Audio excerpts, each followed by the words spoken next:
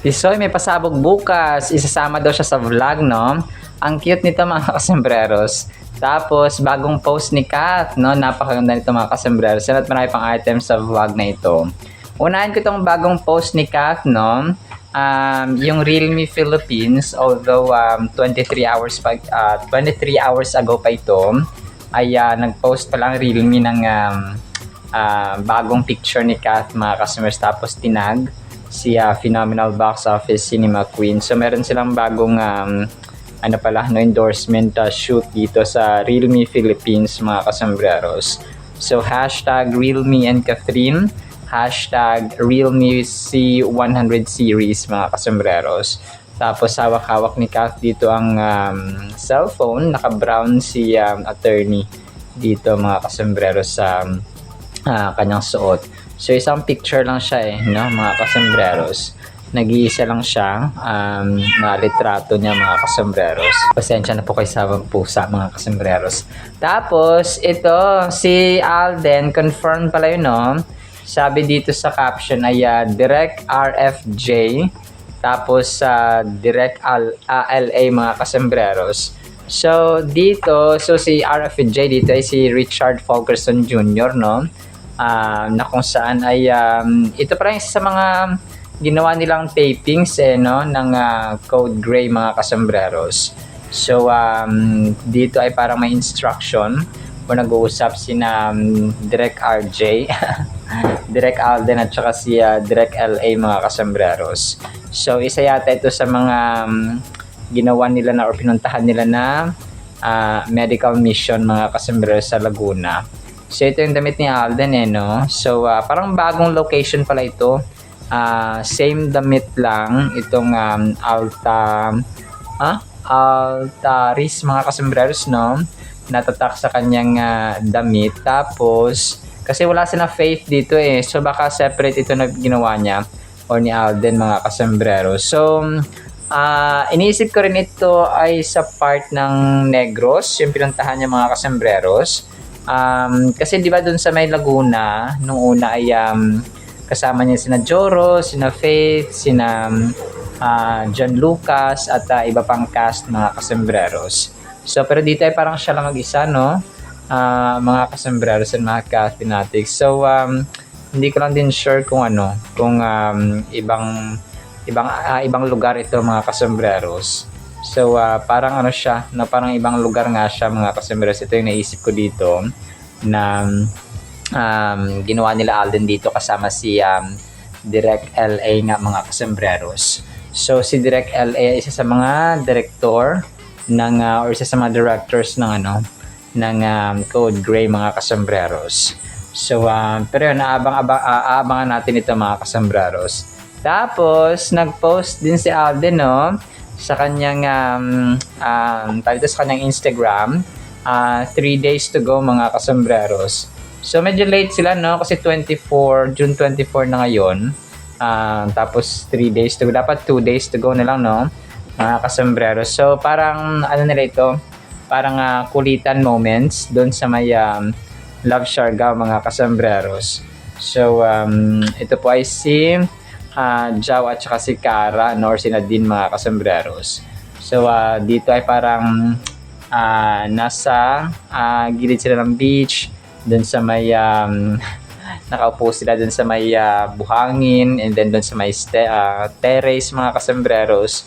So yun, tapos ano ba yun, so basta nakulitan nila no, short video ito mga kasambreros na parang 15-second video mga kasambreros na pinost ni Alden sa kanyang Instagram from View Philippines ng Love Siargao mga kasambreros.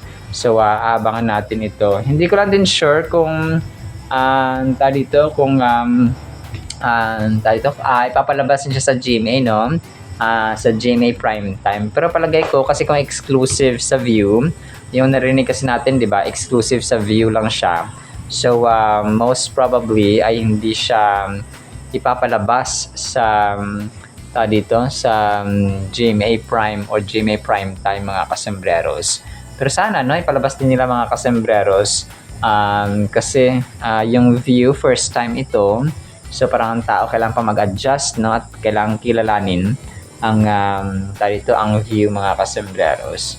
So nevertheless, ay yun sila yung technique nila para mas lalo makilala pa ang view Philippines. Kaya kumuha sila ng bigating mga artista, no, na sikat mga kasembreros. Tapos yun, major item tayo, pasabog bukas, no.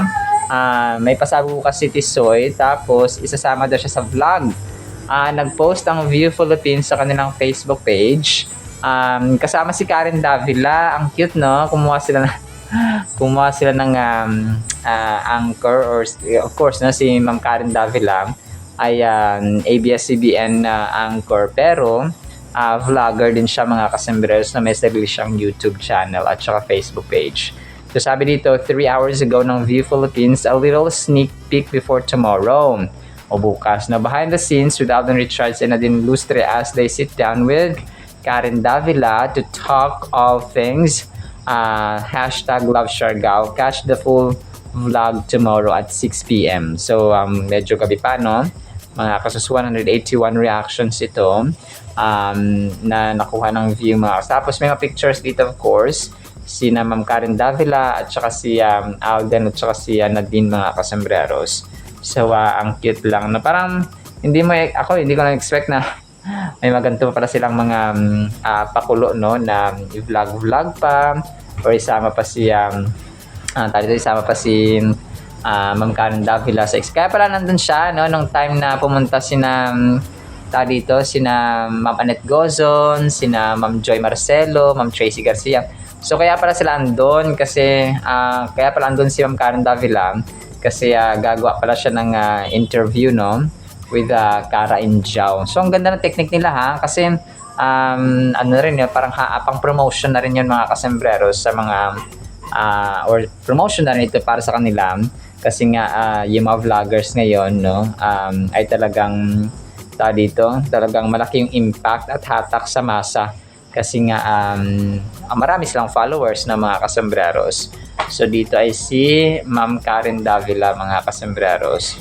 So abangan natin ito bukas, no, which is definitely 24-25. So parang 1 day, 2 days, parang teaser din siya, mga kasembreros, no, at saka mga Cathinatics. Tapos ito, ang cute ng pinost dito ng isang admin, no, si Soiti, 2 hours ago. Good morning, sabi niya dito. 199 reactions, mga kasembreros. So si Soiti dito ay naka-white, para siyang may okay, so parang sa Sparkle 1 yata nila ito, mga kasembreros, if I'm not mistaken, or dun sa may BYD, no. Wait, tinan ko yung parang pangalan dun sa may kanyang necklace, mga kasembreros, or parang ID, no, lace ng ID, mga kasembreros ito. So naka-white si Soiti. So sa mga throwback lang ito, mga kasembreros, ha, and mga Cathinatics. So ang cute lang ni Phenomenal Box Office Cinema King. Tapos ito si RC Munoz, ayaw na yung paawat, no. Nag-ano rin siya dito, gumawa ulit ng edited picture ni Soiti, mga kasembreros, no, na kung saan ay parang nagbibenta ulit siya ng sorbetes or ice cream, mga kasembreros. So dalawa yung kanyang pinost dito, Sabi niya dito sa isa, Mamang Sorbetero, then ice cream, mga kasembreros. So Mamang Sorbetero, 1 day ago, mga kasembreros, no, si RC Munoz, na isang masugid na Cathen fan, mga kasembreros. Tapos yung isa naman, sabi niya dito, Cathen ice cream din. Tapos sino ka dyan, Tisoy? Ice cream siya, pero yung mga tinda niya dito sa isa ay mga flowers at saka prutas naman dito, mga kasembreros, no. So may pagka-joker dito siya, no, si RC Munoz, mga kasembreros. Pero no, ang cute lang ng kanyang ginawa dito sa kay Alden, mga kasembreros. So inedit niya, no, yung pictures ni Phenomenal Box Office Cinema King, na kung saan ay nagbebenta siya ng sorbetes at saka prutas at saka mga flowers, mga kasembreros. So, yun po, no? So, yan lang kasi sa ating Kathleen items, no? Sinimot ko lang yung araw. Pero abang tayo ng mga kaganapan bukas, of course, ni na Phenomenal Box Office Cinema King at Phenomenal Box Office Cinema Queen. Si Kath, alam ko sobrang busy nilang dalawa, no? Nakita natin dito yung pagka-busy talaga ng dalawa mga kasambreros when it comes sa kanilang trabaho, sa endorsements, sa tapings, no, mga kasambreros, no? Kasi si Kath ay may Summon Someday, si Alden naman ay may Code Gray. So, mas mabilis lang yung pacing ni Alden, mga kasambreros. Si Madam Tussod ay July 9 mga kasambreros, no? So, aabangan din natin iyon. Tapos, yun, at marami pang kaganapan sa sa buhay ng Kathleen, mga kasambreros. Alright, so yan lang actually sa ating Kathleen items. Wala tayong ipi-play na video kasi puro may mga audio ito sila, no? Or may mga music background, mga kasambreros. So, pakinggan natin ang salita ng Panginoon na sobrang mahalaga sa ating buhay. Isang pinagpalang araw po sa bawat isa. Napaka-the best po ng Word of God, mga kasambreros. Ang title po natin ay Ang Pinakaligtas na Lugar. Salmo or awit, Psalms 46 chapter or verses 1 to 3. God is our safe place in our strength. He is always our help when we are in trouble, so we will not be afraid. Even if the earth is shaken and the mountains fall into the center of the sea. Grabe, no? And even if its waters go wild with storm and the mountains shake with its action. So grabe, mga kasambreros. Parang sasabihin din kahit magunaw ang mundo, kahit na yung mga bundok ay pupunta sa gitna ng dagat, kahit na ang mundo ay lumindol, mag-shake, mga kasambreros, kahit na mga tubig daw ay magiging storm o magiging bagyo, mga kasambreros, and the mountains shake with its action. So grabe, no? Kahit na magunaw ang mundong ito, ang Diyos natin ang ating ligtas at ang pinakaligtas na lugar, mga kasambreros. The safest place among the safest place, mga kasambreros. So narinig natin yung there's no place like home, no? So definitely ang home natin ay si Lord, apart from syempre na may bahay tayo, may tahanan tayo, may shelter tayo na inuwian, mga kasambreros, at tinitirhan. So Jesus Christ, no, God, mga kasambreros, ang ating pinakaligtas na lugar. So hindi naman ibig sabihin na sa langit, no, kasi doon yung name ni Lord, mga kasi hindi po ibig sabihin ng ganun. Ibig sabihin po may pananampalataya tayo, no, namumuhay tayo sa grasya ni Lord Jesus Christ. Naniniwala tayo sa Kanya, we believe in Him, we trust in Him, we have hope in Him, mga kasambreros. Tapos sinusunod natin yung Kanyang salita sa Holy Bible, at saka ginagawa natin yung purpose niya, no, which is mahalin siya ng buong puso, lakas, kaluluwa at isipan, at ang ating kapwa-tao kagaya nating sarili. The two greatest commandments, no, ang dalawang dakilang utos, mga kasambreros. So yun po siya. Kasi if we have God, no, parang safe tayo na nakakatulog tayo na maayos, may kapayapaan yung ating isipan, and then iba kasi yung pakiramdam na you have a trusted person or a trusted place or a safe place, mga kasambreros, na mapupuntahan mo every time na may problema ka or gusto mo magkaroon ng tahimik na lugar or yung ambience talagang makakapag-isip ka. No, so parang ganoon siya, mga. So tayo po kapag nananalangin, kapag nasa loob tayo ng kwarto, for example, or we have a family prayer or corporate prayer, or gathering ng mga believers, mga kasambreros. So doon tayo parang nagiging safe tayo because God is our safest temple or safest place nga, mga kasambreros, pinakaligtas na lugar.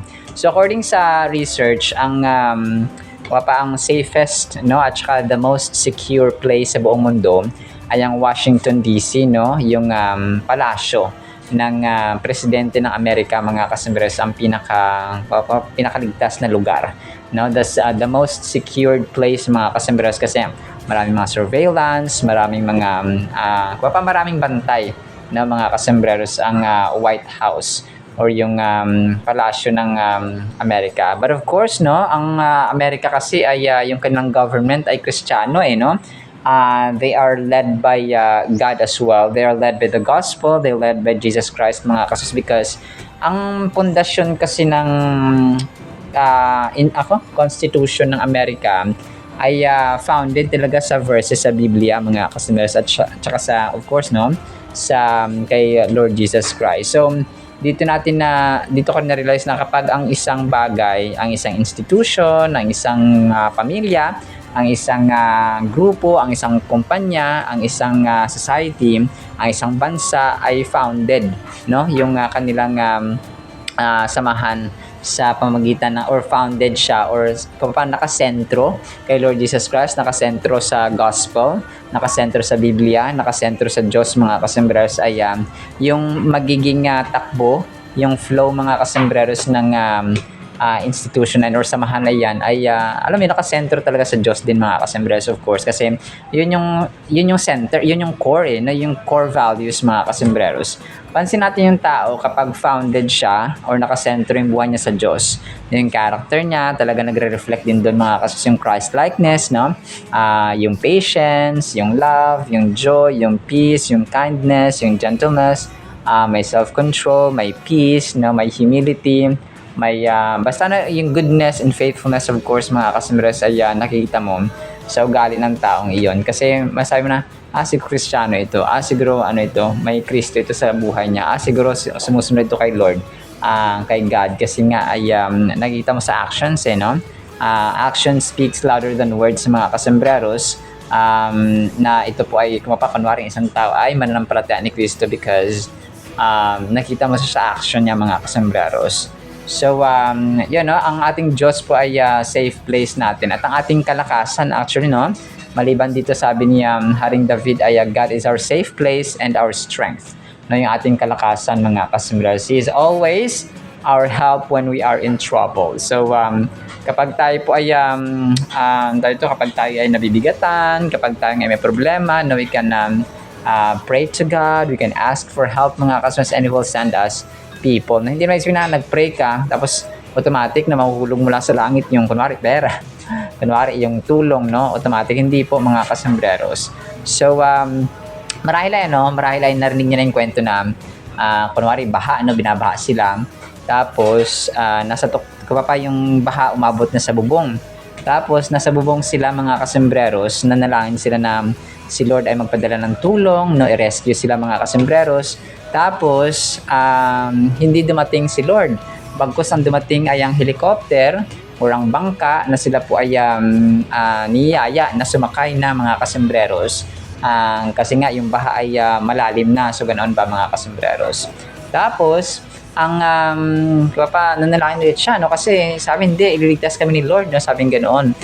So, hindi siya sumakay doon sa may bangka or sa helicopter na, kasi sabi niya, ililigtas kami ni Lord. So, nag-gets niyo po yung kwento, nag-gets niyo po yung truth na nagpadala na ang Diyos, no? Kapag gagamit siya ng tao din para tayo maligtas doon sa ating problema, let's say problema sa pagkain. So, bibigyan niya tayo ng kasipagan, ng ideya, ng strategy na makahanap ng pagkain. So, ganun siya, mga kasus, magpapadala siya ng tao. For example, nagbigay sa atin ng ganito, ng ganyan. So, ganoon yung strategy ng Diyos. Hindi ibig sabihin na humingi ka ng ganito, so bubuka ang langit, tapos maglalaglag siya ng tulong, mga kasembreros. So, hindi po ganoon. So, sabi dito, as we reflect on the Psalms, specifically sa 46 verse 1, we recognize it as a powerful statement of faith and divine support. This verse begins with the assertion that God is a refuge, no, or safe place, mga kasembreros, a refuge or safe place of safety, no?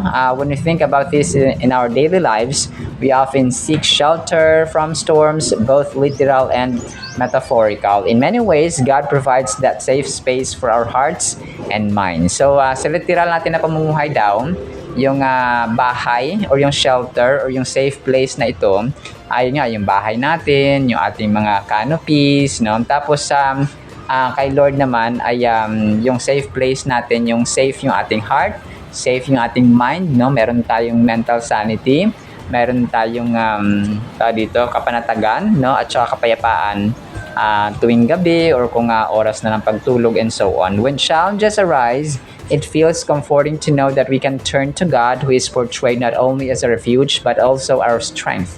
No, hindi lamang siya tanggulan kundi ang ating pong kalakasan mga customers. Imagine nyo, kung ang tao lang ng lakas, so definitely hindi na makapagtrabaho, hindi na makalakad. So kung kaya yung ating kalakasan hanggang ngayon ay dapat pasalamatan natin ng Diyos mga customers because He is our strength giver. So kapag matanda na tayo, no, naisip natin na, kapag ano na ako, hindi na ako makakilos ng ganyan. So habang may strength tayo mga customers, may kalakasan tayo, may lakas tayo, ay dapat nating pasalamatan ng Diyos araw-araw. This reminds us that during times of difficulty, we may not have to rely on our abilities alone. Instead, we can tap into a power greater than ourselves. In recognizing God as our strength, we acknowledge that we do not face trials unarmed. So, parang may bala tayo ba? May baril tayo mga kasus, may weapon tayo. May sandata at may pananggalang tayo mga kasus kapag meron tayong problema na kinakaharap sa buhay. So, kung parang may problema na naman sa gantong bagay. So, ang Diyos po natin ay kasama natin mga kasombraros. Hindi tayo nag-iisa sa laban. Kumbaga pa, meron tayong armas. Ang armas natin, yung ating panalangin, yung ating panampalataya, yung characters natin of course, no? Yung love, joy, peace, patience, and so on mga kasombraros.